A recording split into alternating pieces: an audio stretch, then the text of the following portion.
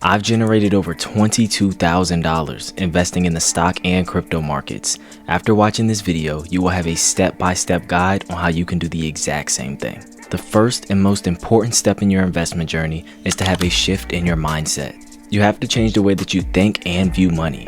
You even have to change the way that you act once you receive it. And the main thing is, you have to understand that nobody is coming to save you. This is a decision that you have to make for the betterment of your future. If you want the most out of your investment journey, you have to be fully committed to what comes with it. You can't solely thrive off motivation.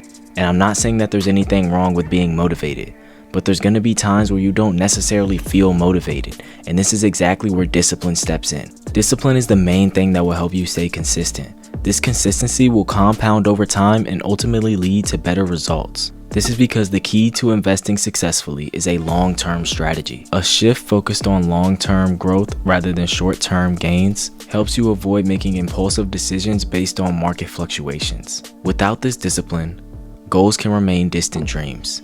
Discipline is also the foundation for personal development and success. It is what turns intention into actions and actions into results. The second step in my investment journey was to really change my spending habits. You have to understand that you don't need to buy new shoes or new clothes every single week to impress others. And trust me, you're not alone. I used to do the exact same thing.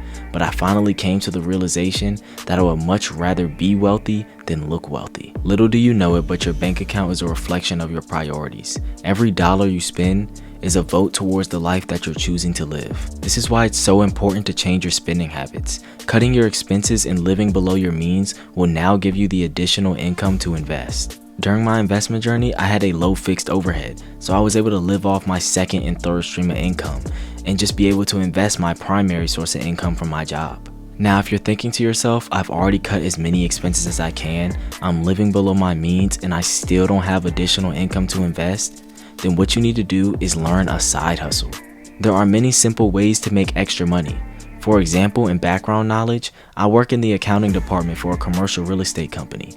This will be considered my primary source of income. My other streams of income include my vending machine company, DoorDash, Uber Eats, and even cutting grass during the summer. Basically, what I'm saying is you have to do literally any service that somebody is willing to pay you for.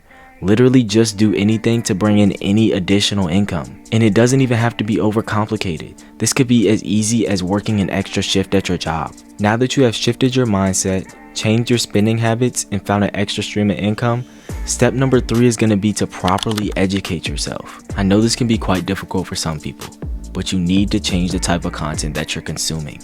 Instead of watching every Netflix series that comes on TV or every NBA game that comes on TV, you need to solely focus on reading and watching investment videos. This will expedite your learning process and help you achieve your goals. Without the proper education of investing, you won't have the discipline it takes to evaluate good companies or understand market cycles. Being properly educated will help you not be fearful during times of trial in the market, because during these times come great opportunity. Education helps you spot undervalued assets, emerging trends, and areas for potential growth. Without understanding the fundamentals of investing, you may miss out on opportunities or invest in areas that don't properly align with your goals. Once you have properly educated yourself or begin to feel comfortable, the next step is to get started. You can do the most studying in the world, but your most valuable lessons will come from taking action. In step 4, I'm going to show you exactly how you can get started while also showing you the exact breakdown of my portfolio. The first thing you're going to want to do is open a brokerage account, and there's so many to choose from. For example, there's Robinhood, E-Trade, Fidelity, Charles Schwab, and that's just to name a few. Now, I will say that no brokerage account is really better than another. It's all personal preference, so choose something that is reliable and fits best to you. Now that you have a brokerage account set up, we're going to take a deep dive into how I structure my portfolio and how you can do the exact same. First, I'm going to start off with having 5% of my portfolio in liquid cash. This is because sometimes markets can experience short-term fluctuations. And sometimes you can find opportunities to buy quality assets during a market dip or correction. Having cash on hand allows you to take advantage of these buying opportunities when prices are lower.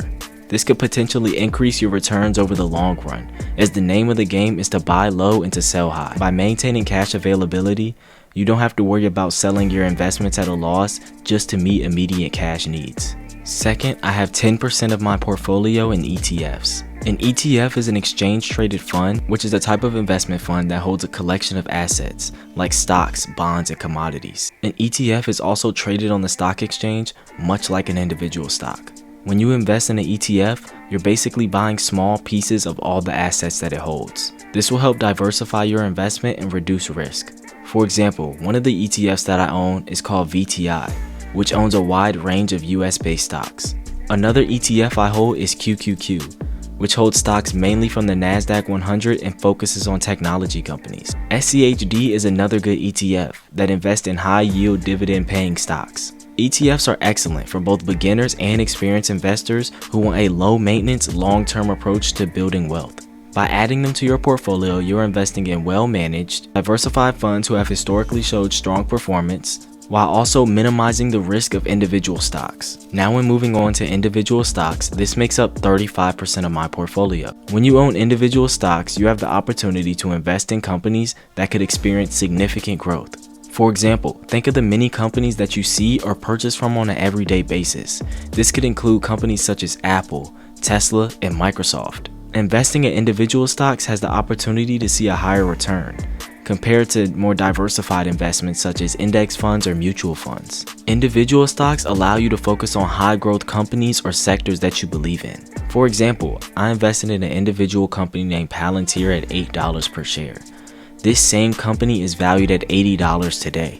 That's a 10x on your money. This truly just shows the potential and the possible returns you could see on investing in individual stocks. And sitting right around 50%, the largest portion of my investment portfolio is Bitcoin.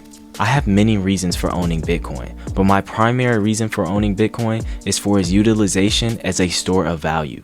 The reason for it being a store of value is because Bitcoin has a fixed maximum supply of 21 million coins.